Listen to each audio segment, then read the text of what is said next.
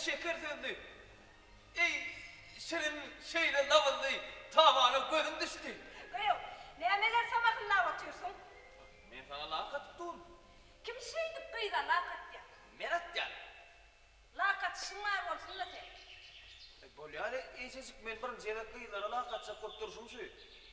Sen neme, söyün hatta kitaplara mukat görmedin mi? Neme de ilk men öd isteyişim oysa lakatayır. Sana yaramazsa son hen isteyişim oysa lakatayır diyecek. Sana alımırın, eflatun niyeler böyle hay uğurla var eken o. Rahat aytıptırlar. Şu iyicecik inanmazdım. Yüreğim gallancıya peyniriye geleme desek. Yüreğim kızıl oldum çavradı deyip yanıp dur. Ececik, meni sen ışkın değerdir etti. Meni sen ışkın geni etti.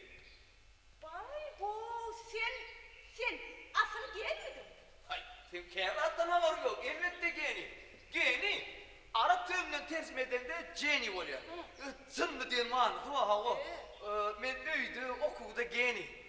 Sana dostum geni. Ececik, neme, men şunya ertir. Ahu? Men sen uğrunda değerdirem, adın doğak men kaytalap. Şunya ertir men değerdirem, düze çık yana. Koy sana.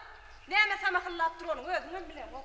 Bak, men bir aklı çağırsan garip, aşık. Ececik, men sen uğrunda mecnun. Men sen uğrunda değer oğlum. Maska. Ececik. Seni gözler, elim serdim bağlara. Bağlar eğinin ısıp başın yaykadı. Soruğumda togab ettim dağlara. Yecir gelli kara dağlan paykası. Ey Cecik!